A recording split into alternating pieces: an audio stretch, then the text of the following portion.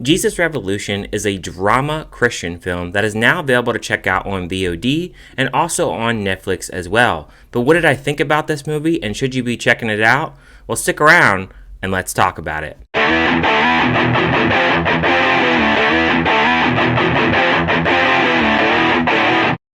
Jesus Revolution is the true story of a national spiritual awakening in the early 1970s and its origins within a community of teenage hippies in Southern California. The film stars Courtney, Jonathan Roumie, Kimberly Williams-Paisley, Anna Grace Barlow, Kelsey Grammer, and Nick Bishop, and many others, and was directed by Jon Erwin and Brent McCorkle. Brent McCorkle has done I Can Only Imagine, and Jon Erwin has also directed I Still Believe, and also American Underdog. When I first heard about Jesus Revolution, I did watch the trailer and I was thinking, another Christian film. This is probably going to be really cheesy and something that I really don't care for. And so I didn't elect to see this film back in theaters back in February. I went ahead and waited. There's not really much going on right now in the theaters, or really much that really interests me. So I went ahead and checked this film out at home.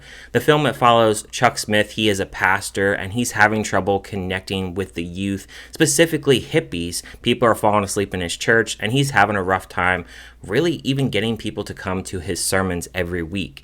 His daughter named Jeanette actually picks up a hitchhiker from the road, and his name is Lonnie Frisbee. He has a cape on, he has all this different kind of clothing on that looks really cool, and you can tell that he's really confident, he's positive, he's charismatic, he's spreading the word of God, and he really knows how to talk. He really knows how to get the spirit going and really get the joy of Jesus going and tell everybody about what's going on. And when he actually goes to Chuck Smith's house, he's very reluctant to actually accept him. He really has this judgment on hippies and how they just all care about drugs and they really don't know what they're doing and their burnouts, and he thinks that his daughter could fall into that trap as well. And so when she actually brings this guy into his life, he actually changes the way that he thinks about the hippies, and he starts to bring in this new flavor into his church. There's a second plot to this film as well. You have this boy named Greg. He's attending military school, and he actually runs away from this military school because he takes a liking to this girl named Kathy. She introduces him to Janis Joplin, self-discovery, and doing drugs as well. And when Greg actually gets introduced to this, he likes the music and all, but he thinks that the hippies are very irresponsible with their drug usage.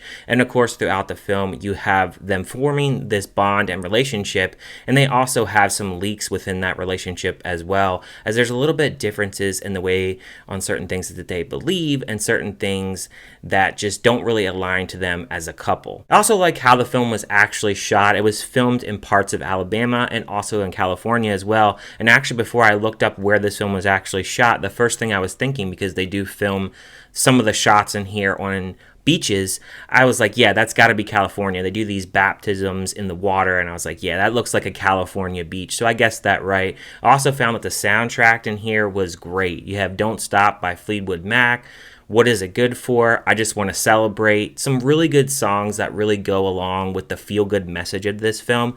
And that's really what surprised me about this film. I thought it would be really preachy, down-your-throat kind of film, and it really wasn't. It was telling you history of how the Jesus movement actually came about, and all the characters were really engaging, and I felt like the most engaging of those characters was Lonnie Frisbee.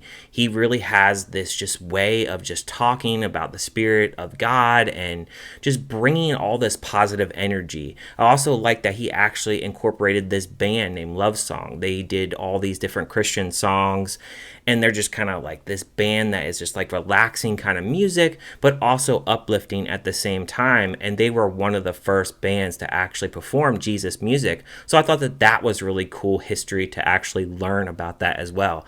I found overall this is a film that you can get a really good feel-good message out of this film, and also coming out of this film, you'll feel like you've learned a little history about the Jesus movement, and I felt like they did a pretty good job. As far as negatives for this film, the only negatives I can really say, I felt it ran a little bit long, and I felt also that the romance was a little bit cheesy at times.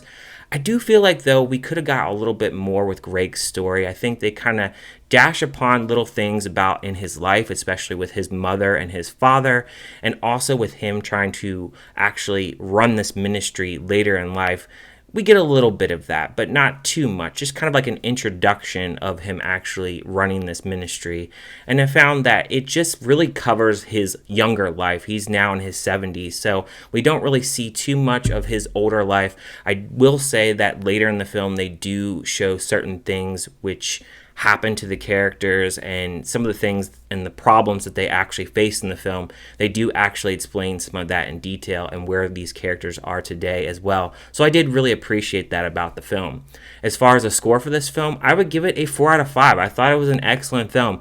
I actually watched it twice. I really wanted to get a second watch to see if I felt a little bit different about the film, and I found that it was a really solid film, and a film, if you are interested in how the Christian and Jesus movement really came about, this is a film to really check out. However, though, I do want to hear from you guys in the comments. What did you think about Jesus Revolution? Did you like it? Did you hate it? Did you just think it was kind of meh? And if you haven't checked it out, are you going to check it out on VOD or Netflix? Thank you guys for watching, and I will see you guys on my next review.